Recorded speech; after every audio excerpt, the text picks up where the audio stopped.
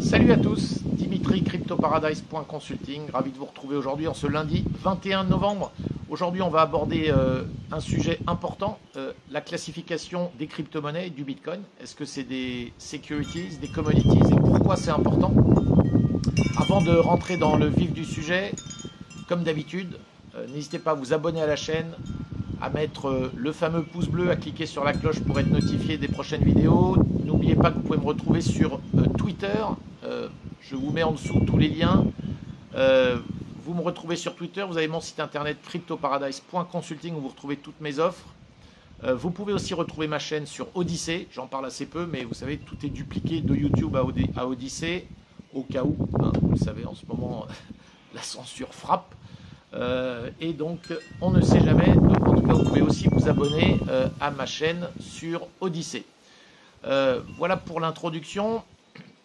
Donc, commodities ou securities, on va en parler. Évidemment, c'est comme ça qu'on appelle et qu'on fait cette classification en anglais, notamment aux États-Unis, selon les lois américaines auxquelles doivent se conformer tous les instruments financiers. Alors, parlons clair, commodities, ce sont des denrées ou des matières premières, si vous préférez. Dans les commodities, on classe absolument tout ce que sont des denrées, c'est-à-dire pétrole, sucre, blé, métaux précieux comme l'or ou l'argent, le palladium, etc. Tout ça, ce sont des commodities. Les securities sont des instruments financiers qui sont émis par des émetteurs, donc, et qui donc permettent de générer un bénéfice ou une perte aux émetteurs en question, et qui s'échangent sur les marchés financiers comme peuvent s'échanger des commodities. Mais la grande différence, c'est qu'au niveau régulation, notamment aux États-Unis, les securities vont être régulées par la SEC, qui est la Security and Exchange Commission, alors que les commodities vont être régulées par la CFTC, qui est donc la commission des futurs Commodity Future Trading Commission. Alors, la grande différence, c'est que la régulation sur les commodities est beaucoup plus souple que celle sur les securities, ce qui est assez logique. Il y a une protection des investisseurs pour les securities et il y a un niveau de risque qui est très différent des uns aux autres. Alors, ce qui est important de comprendre, c'est que depuis maintenant pas mal de temps, il y a eu des discussions, à savoir, d'abord, est-ce que le Bitcoin était un security ou une commodity? Et depuis le début, il est dit depuis très longtemps, le Bitcoin étant une crypto-monnaie qui est quand même à part de toutes les autres, en ce sens qu'elle n'a, d'abord c'est la première, mais surtout, elle n'avait aucun préminage. C'est-à-dire que lorsqu'il y a eu le Genesis Block du Bitcoin en 2009, il n'y avait aucun Bitcoin qui était émis avant ça.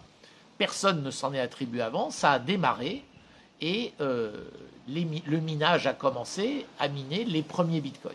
Donc il y en avait zéro en circulation au départ. Et donc ça a fait du Bitcoin un candidat parfait en tant que commodities. Ce qui aujourd'hui est, on va dire, à 99% validé par les régulateurs, y compris le chairman de la SEC, la Security and Exchange Commission, Gary Gensler, qui est entre autres mouillé dans les affaires avec FTX, mais ça c'est un autre sujet.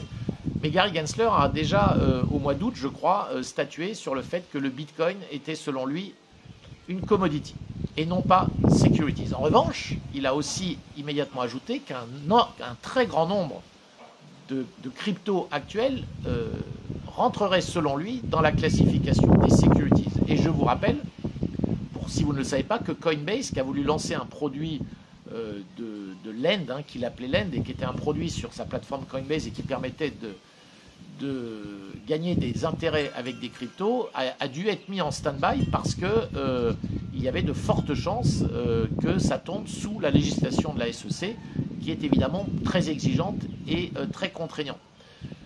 Donc, aujourd'hui, on peut déjà affirmer, je dirais avec une quasi-certitude, je dis bien quasi parce que, vous savez, on ne sait jamais de quoi il fait l'avenir et tout ça pourrait, je dirais, cette doctrine pourrait être renversée, pourquoi pas. Mais aujourd'hui, on peut quand même affirmer que le Bitcoin, ce qui c'est certain pour le Bitcoin, est maintenant dans la catégorie commodity. Alors ça, c'est très important parce que ça veut dire que le Bitcoin maintenant est compris comme un instrument équivalent à ce qu'est l'or, l'argent, le pétrole, etc.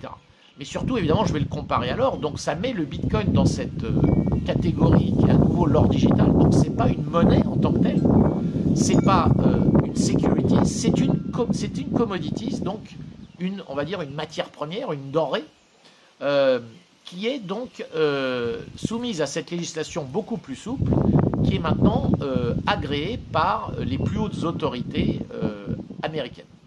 Alors ça, c'est important parce que ça met donc l'or dans le Bitcoin, pardon, ma langue a fourché, dans cette catégorie qui est équivalente à celle de l'or, et ça fait finalement du Bitcoin ce qu'il est censé être depuis maintenant pas mal d'années, c'est-à-dire ce fameux or digital dont l'adoption risque d'être phénoménale et de dépasser assez rapidement, en tout cas dans les années qui viennent, la capitalisation de l'or. Voilà pour le Bitcoin. En ce qui concerne Ethereum, qui avait aussi été catalogué comme commodity à l'époque et depuis quelques mois, Ethereum maintenant, avec le passage en Proof of Stake, les choses ont tendance à évoluer très vite, sachant qu'Ethereum, il y a eu du préminage. Donc, est-ce qu'Ethereum est réellement une commodity ou un instrument financier type security ? Je pense que les discussions ne sont pas encore arrêtées sur ce sujet-là. Ce que je voulais vous dire aujourd'hui, c'est que je sais que ce n'est pas un sujet qui va forcément, qui fait du Bitcoin quelque chose de différent. Je pense qu'on sous-estime l'importance de ce que ça veut dire aujourd'hui. Car les États-Unis, qu'on les aime ou qu'on les aime pas, hein, et qu'on le veuille ou non, restent quand même, je dirais aujourd'hui encore, le leader au niveau finance internationale. Et lorsque les États-Unis régulent dans un sens, ça a une tendance quand même à transpirer dans les autres législations. D'abord celle des pays amis et même ensuite celle du monde entier.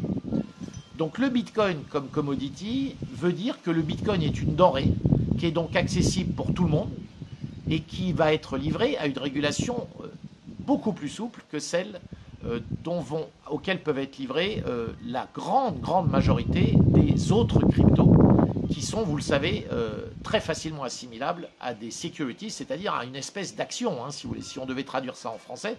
Ce sont des instruments financiers qui sont émis par des entités, ça il n'y a aucun doute là-dessus, et ces entités s'enrichissent en émettant ce genre d'instruments parce qu'elles en ont pré-miné à l'avance et qu'évidemment, vous l'avez vu avec ce qui s'est passé avec le FTT de FTX, elles en gardaient 70 ou 80% en stock, se permettaient dans le cas d'FTX de leverager, c'est-à-dire faire des effets de levier sur leur stock de FTT qui ensuite ne vaut plus rien du jour au lendemain. Et tout ce qu'elles ont levé par rapport à ça, évidemment, se retrouve sans collatéral et donc non remboursable et perdu. J'ajoute que ça fait du Bitcoin un instrument qui n'est pas attaquable par les régulateurs. Si vous voulez, de la même façon qu'un régulateur pourrait aller après un security, c'est-à-dire après un émetteur, malheureusement, et c'est pour ça que le Bitcoin finalement est aussi une commodity, il leur est impossible, pour eux, je dis malheureusement pour eux bien sûr, hein, il leur est impossible d'aller courir après un quelconque CEO de Bitcoin qui n'existe pas, après un quelconque émetteur du Bitcoin qui n'existe pas. Il n'y a pas derrière Bitcoin une entreprise, une personne morale ou une personne physique qu'on pourrait aller chercher. Alors que si vous regardez et qu'on prend l'exemple d'Ethereum, Ethereum, vous avez quelqu'un que vous pouvez aller chercher, qui est évidemment Vitalik Buterin, et vous avez une fondation en Suisse, la Ethereum Foundation, qui a préémis beaucoup d'Ether et qui les a encore en portefeuille, donc vous pouvez aller les chercher.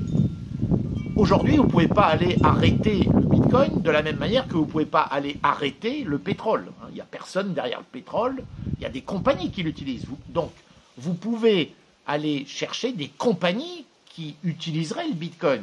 Donc les fameuses crypto-compagnies, et on voit combien elles magouillent et combien elles sont dans les scams, notamment évidemment avec FTX, Celsius et autres.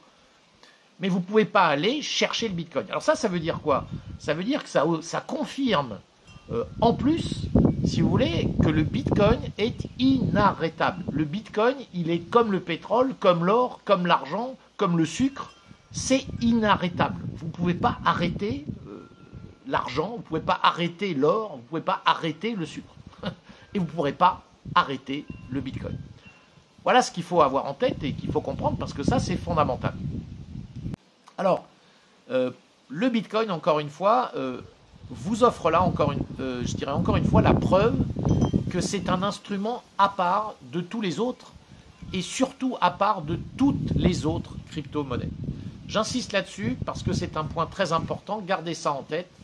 Le Bitcoin, aujourd'hui, en matière, je dirais, d'investissement, c'est investir sur une denrée et de croire en l'avenir de cette denrée. Voilà. Donc, c'est plus tellement faire des paris sur la capacité à des acteurs de la finance de réussir ou à des acteurs entrepreneuriaux de réussir.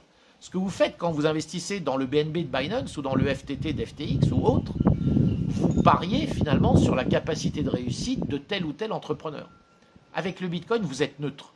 Vous êtes neutre sur quelque chose qui est neutre et qui est simplement la validité de savoir si cette denrée, cette commodité, ce commodity, va avoir ou non du succès à l'avenir et va être utile pour ceux qui l'auront en portefeuille.